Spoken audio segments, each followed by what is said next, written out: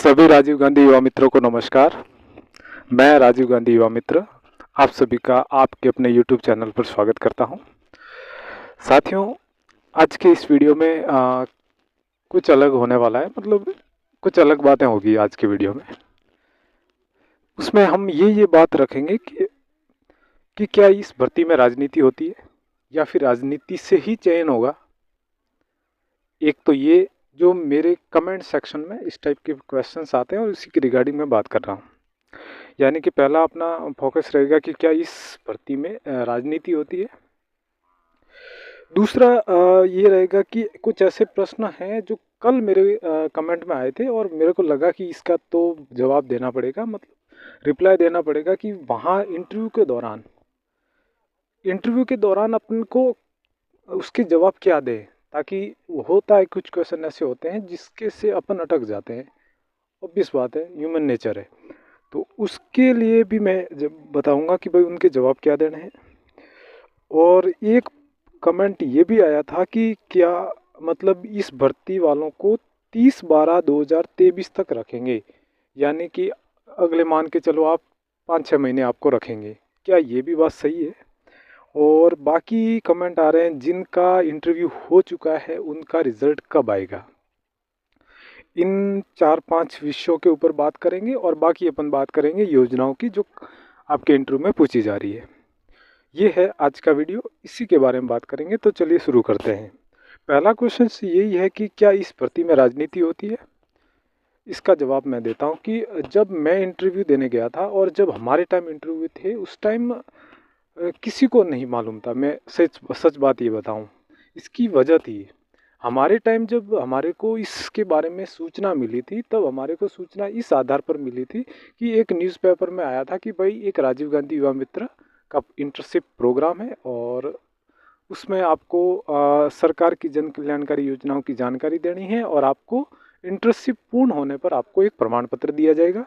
ये एक न्यूज़पेपर की कटिंग थी और उस कटिंग के आधार पर हमने भी ये सोचा कि चलो एक बैठे हैं फ्री में, तो एक अपने को सर्टिफिकेट मिलेगा तो कहीं न कहीं काम आएगा। योजना विभाग आपको सर्टिफिकेट देगा, सांख्यिकी निदेशालय है जो योजना विभाग है वो सर्टिफिकेट देगा। तो हमने फॉर्म लगा दिया। फॉर्म लगाने के बाद में जब हम इंटरव्यू देने गए तो इंटरव्यू में वो जो आपका सेम प्रोसेस चल रहा है कि सबसे पहले इंटरव्यू देने जाने से पहले आपके डॉक्यूमेंट होते हैं वो चेक होते हैं। जब हम भी गए विकास अध्ययन केंद्र में, हमारा भी हुआ था इंटरव्यू। उस टाइम शायद एक ही सेंटर पर हुआ था विकास अध्ययन केंद्र, इस बार 4-4 कर दिए हैं। विकास अध्ययन केंद्र इंटरव्यू हुआ तो उस टाइम हमारे को भी ऐसा ही लगा कि इसमें तो राजनीति के आधार पर चयन हो रहे हैं। मेरे को भी लगा, मैं सच बात बता रहा हूँ, मेरे को भी ये लगा कि राजनीति के आधार पर चयन होते हैं।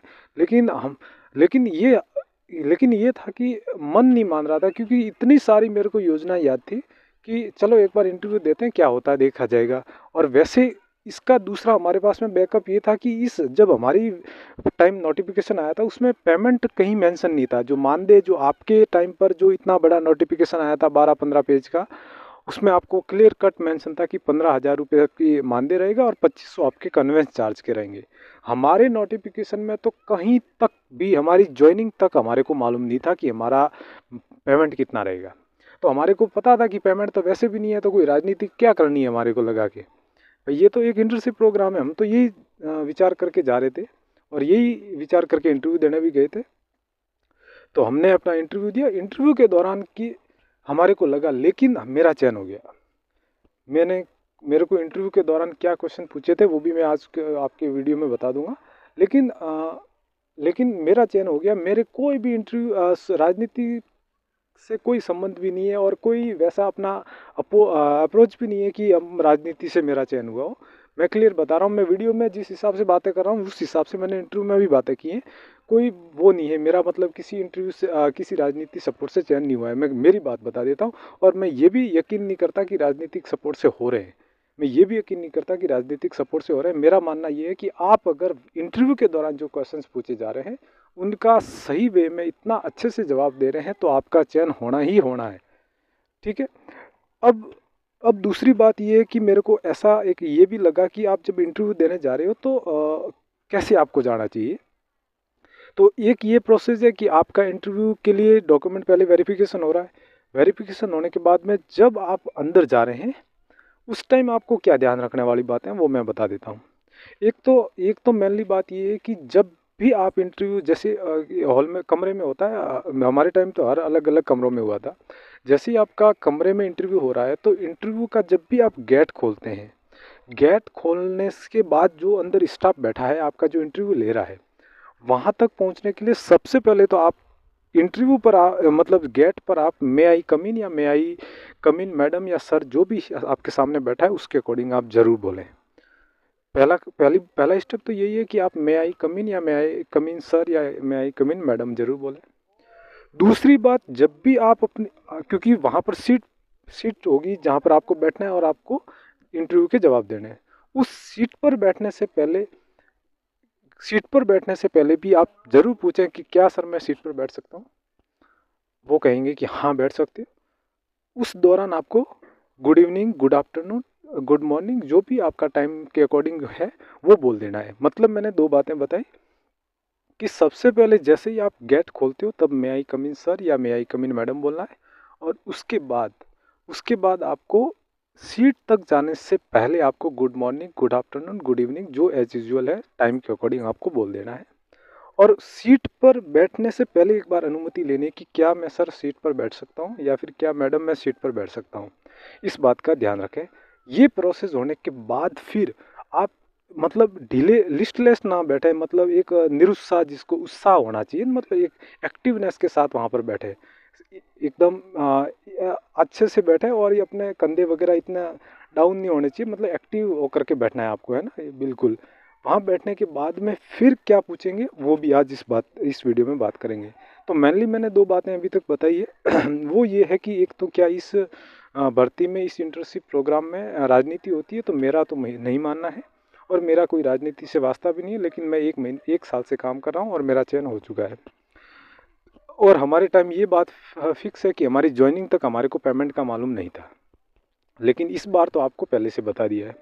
दूसरी बात मैंने ये बताई कि जब भी आप इंटरव्यू के दौरान जा रहे हैं तो वहाँ पर आपको क्या सावधानी रखनी, एक अलग इंप्रेशन आएगा इससे। तीसरी बात ये है कि कुछ पर्सन हैं जिनके क्या जवाब दें हैं अपन। जैसे एक क्वेश्चन से जो बार बार आ रहा है कि हम आपका चयन क्यों करें, हम आपका चयन क्यों करें, और इसका जवाब आप मेरे हिसाब से अटक रहे हैं।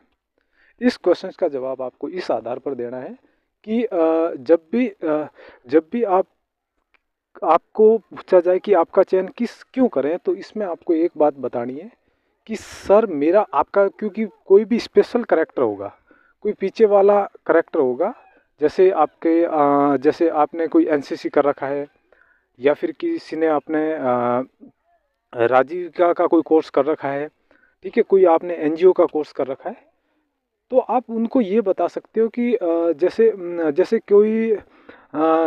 जैसे कोई चिरंजीवी योजना के बारे में जानता है और जैसे कोई ई मित्र के बारे में जानता है, तो आप उनको ये बता सकते हो कि मैं सर ई मित्र की सारी योजनाओं का नॉलेज रखता हूँ और मैं मेरे आसपास वाले क्षेत्र में मेरे की जान पहचान भी अधिक अच्छी है और सारी योजना भी जानता हूँ और सभी के लाभ के बारे में भी जानता हूँ, तो बाकी से मेरा चयन होना चाहिए। क्योंकि जिस कैंडिडेट को किसी योजनाओं की जानकारी नहीं है उसकी तुलना में मैंने इतने साल तक ई मित्र पर काम किया था, तो मेरा चयन हो जाना चाहिए।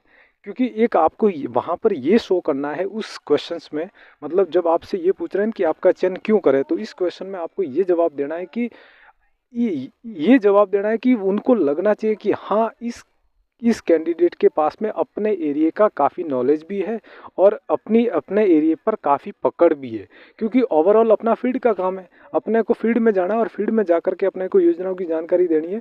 तो इस क्वेश्चंस में आपको ये बताने की कोशिश करनी है कि मैंने पहले ये काम किया था, इसलिए मेरे को लोग ये जानते हैं और अब मैं अगर ये काम करूँगा तो मेरी बात पर विश्वास भी करेंगे।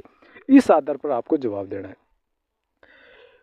फिर कुछ ये भी है कि जैसे आपको एक क्वेश्चन पूछा जाए कि आपको इतनी सारी राजस्थान सरकार ने योजना चालू कर रखी है, उसमें से आपको कौन सी योजना सबसे बेस्ट लगती है, तो इसका जवाब अलग अलग तरीके से देने हैं। जैसे किसी कैंडिडेट को मुख्यमंत्री दुग्ध उत्पादन योजना, दुग्ध जो स्कूल में मिलती है बाल गोपाल योजना, मुख्यमंत्री बाल गोपाल योजना वो किसी को अच्छी लगी, जैसे कोई पेरेंट्स स्कूल में गया है और उसको अच्छी लगी है, तो वो पेरेंट्स क्या करेगा कि घर पर आकर के अपने आसपास वाले बच्चों को भी बताएगा कि स्कूल में दूध भी मिलता है, खाना भी मिलता है, स्कूल ड्रेस भी मिलती है, बुक्स भी मिलती है, तो सरकारी स्कूल में ज़्यादा से ज़्यादा एडमिशन करवाए।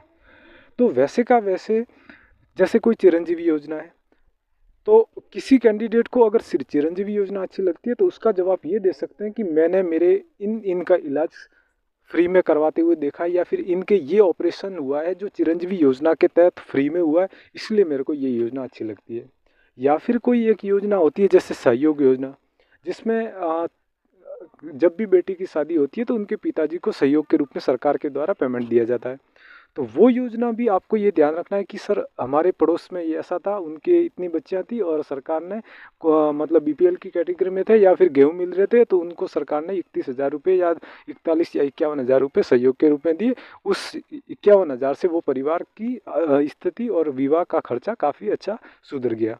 तो किसी भी योजना, आपको जब भी कोई पूछे कि कौन सी योजना अच्छी लगती है, तो उस योजना में आपको यही जवाब देना है कि हमने ये योजना देखी और इस वजह से हमारे को ये योजना अच्छी लगती है। फिर एक क्वेश्चन ये भी आता है कि क्या आपको 30/12/2023 तक रखेंगे? तो इसका तो जवाब मेरे हिसाब से जो पूछ रहे हैं वो भी गलत पूछ रहे हैं, क्योंकि मैं ये नहीं मानता, क्योंकि अब ये आपने इतनी बड़ी भर्ती प्रक्रिया देख रहे हैं, इतना बड़ा इंटर्नशिप प्रोग्राम देख रहे हैं, इसमें कोई ऐसा एनजीओ वगैरह आपको कहीं नहीं दिख रहा है। आपको सीधा का सीधा राजस्थान सरकार का मेन मुख्य विभाग है आयोजना विभाग और सांख्यिकी विभाग, वो विभाग आपको चयन कर रहा है। आपने देखा होगा आपके जब भी इंटरव्यू वगैरह जो भी आ रहे हैं मैसेज वगैरह, उसमें आप देखो आर्थिक सांख्यिकी निदेशालय सब जगह आ रहा है। राजस्थान का मेन विभाग है और सीएम साहब का भी मेन विभाग के कैटेगरी में आता है। वो विभाग आपका चयन कर रहा है, वो विभाग आपका इंटरव्यू ले रहा है, चयन कर रहा है, वही विभाग आपका मानदेय भी बढ़ाएगा, पेमेंट भी बढ़ाएगा। आपका पेमेंट आपके जिले के कोषागार से बनेगा। तो यकीन मानिए, आप एक बात ये सोचें कि सब सरकारी तंत्र के अनुसार काम हो रहा है, तो थोड़ी इसमें राजनीति हो रही है कि 30/12 तक ही आपका समाप्त हो जाएगा। आपको क्लियर नोटिफिकेशन दे रखा है कि हम आपको 2 साल तक रखेंगे, लेकिन उसके अंदर प्रावधान ये है कि आपने अगर काम अच्छा नहीं किया तो आपको हटाया भी जा सकता है। स्टार्टिंग का जो पहले वाला होगा वो 6 महीने का होगा, उसके बाद में 3 महीने का इंक्रीमेंट होगा। तो वो तो अब अगर अपन काम नहीं करेंगे तो अपने को हटना ही श्योर है। वो उनके पास में सब डाटा है, उनके पास में अपने को ऐप दिया जाएगा, सारी ऑनलाइन रिकॉर्डिंग होती रहेगी, मतलब ऑनलाइन आपकी हाजिरी भरी जाएगी या और जियो टैग होता रहेगा, फ़ोटो वीडियो सब जाते रहेंगे। अगर अपन भेजेंगे नहीं, अपन अपने अधिकारी जो अपना ब्लॉक सांख्यिकी अधिकारी जो अपना मॉनिटरिंग करेगा, जिले के अधिकारी जो मॉनिटरिंग करेंगे, उनको कुछ अपन बताएंगे नहीं, हम आउट ऑफ स्टेशन होंगे तो अपने को हटना श्योर है, अपने को हटाया जाएगा। तो वो चीज़ है, अगर वो तरीका है तो एक अलग तरीका। बाकी मेरा तो ये मानना है कि हमारा जब चयन हुआ था तब भी हमारे को ये बात बोली थी कि भाई ये 6 महीने होगा जो भी होगा, लेकिन यकीन मानिए अब तो 1 साल से भी ज़्यादा हो गया टाइम, ये 1 साल से भी ज़्यादा का टाइम हो गया। और फिर एक क्वेश्चन ये आता है कि इनका रिज़ल्ट कब तक आएगा। तो रिज़ल्ट की बात तो ये है कि रिज़ल्ट का अभी आपको इंतज़ार करना पड़ेगा। रिज़ल्ट किसी पर्टिकुलर ज़िले का नहीं आता है, रिज़ल्ट आता है ओवरऑल राजस्थान का। मतलब सारे इंटरव्यू जब समाप्त हो जाएंगे उसके बाद ही आपका रिज़ल्ट आएगा, सारे इंटरव्यू समाप्त हो जाएंगे उसके बाद ही रिज़ल्ट आएगा। तो मेरे कहने का सेंस ये है कि अभी आप ये मत सोचें कि रिज़ल्ट कब आएगा, क्योंकि जैसे सिरोही का सबसे पहले इंटरव्यू समाप्त हो चुका है।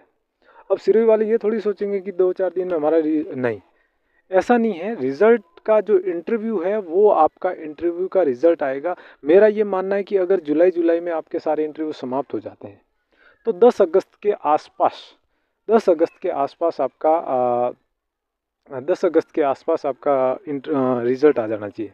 और अगर 10 अगस्त के आसपास आ गया तो आपको अगस्त में ही ट्रेनिंग करवा दी जाएगी और अगस्त में ही ज्वाइनिंग दे दी जाएगी।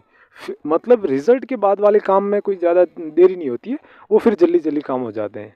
मतलब ओवरऑल ये है कि रिज़ल्ट एक साथ आएगा और मेरा तो ये मानना है कि 10 अगस्त के आसपास रिज़ल्ट आने की संभावना है। मैं ये मानता हूँ अगर जुलाई में इंटरव्यू सारे समाप्त हो गए और जिस हिसाब से इंटरव्यू ये ले रहे हैं उस हिसाब से तो मैं ये भी मान के चलता हूँ कि 10 अगस्त को रिज़ल्ट दे देंगे। ये है, और भी अपन चर्चा करते हैं। और एक ये चर्चा कर लेते हैं कि जो योजना है, जैसे आपको कोई पूछ रहे हैं कि 5 योजनाओं के नाम बताओ, तो आप एक ही विभाग की योजनाएं मत बोलो। वहाँ पर ये जो क्वेश्चन अगर कुछ कह रहे हैं कि ये भी मेरे कमेंट में आया कि 5 योजनाओं के नाम बताओ, तो उस दौरान आप जैसे चिरंजीवी चिरंजीवी ऐसे मत बोलो। चिरंजीवी दुर्घटना बीमा योजना, चिरंजीवी स्वास्थ्य बीमा योजना, वो मत बोलो आप अलग अलग विभाग की बोलो। जैसे शिक्षा विभाग में आप जाओगे तो शिक्षा विभाग में मुख्यमंत्री निःशुल्क यूनिफॉर्म योजना, या फिर मुख्यमंत्री बाल गोपाल योजना, एक ये ले ली आपने यहाँ से। एक एक स्वास्थ्य विभाग से जैसे ले लिया आपने चिरंजीवी योजना। एक कृषि विभाग से ले लिया आपने राजीव गांधी कृषक साथी योजना, ठीक है। और जैसे WCD विभाग यानी कि आंगनवाड़ी विभाग से आपने ले ली एक सैनिटरी नैपकिन योजना, IM शक्ति उड़ान योजना का नाम है। ऐसे आपको, जैसे आपने उद्योग की एक योजना ले ली आपने मुख्यमंत्री लघु उद्योग, ऐसे आप लें। इससे क्या होगा कि इससे जो आपका इंटरव्यू ले रहा है उसको लगेगा कि इस कैंडिडेट को सभी क्षेत्रों का नॉलेज है। अब 4-5 योजना लेके जाने और कुछ अलग योजना बताओ और उसके बेनिफिट्स भी बताओ वहाँ पर कि हाँ इस योजना से ये फ़ायदा मिलता है और मैं अगर फील्ड में काम करूँगा तो मैं ये काम इस टाइप से योजनाओं की जानकारी दूंगा। और एक मेन जो है कि राजीव गांधी युवा मित्र, इसकी फुल फॉर्म आप जरूर याद रखें क्योंकि ये एक प्रोग्राम है। एक तो राजीव गांधी युवा मित्र, जैसे R for Rajiv Gandhi, Y for Yuva, M for Mitra, P for program, RYMP। वैसे इसका नाम RYM है, जो कैंडिडेट काम कर रहा है उसका नाम RYM है और ये पूरे प्रोग्राम का नाम है RYMP, ठीक है। और एक DES का फुल फॉर्म आप याद रखें, department of economics and statics, ये DES का पूरा नाम है। सॉरी, डिपार्टमेंट नहीं, directorate of economics and statics, ये पूरा नाम है। निदेशालय आर्थिक एवं सांख्यिकी विभाग, ये है। ये था आज के अपने वीडियो में। और भी अगर आपको ऐसा लगता है कि इसका जवाब हमारे को मिल जाना चाहिए तो वो एक बार आप कमेंट जरूर कर देना, मैं कोशिश करूँगा रिप्लाई देने की। और भी आपको इस भर्ती से रिलेटेड जितने भी क्वेश्चंस हैं वो जरूर पूछें।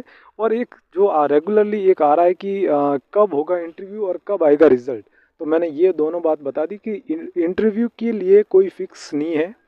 जैसे आपके पास मैसेज आ रहे हैं वैसे आप जाएं और रिजल्ट सबका एक साथ आएगा।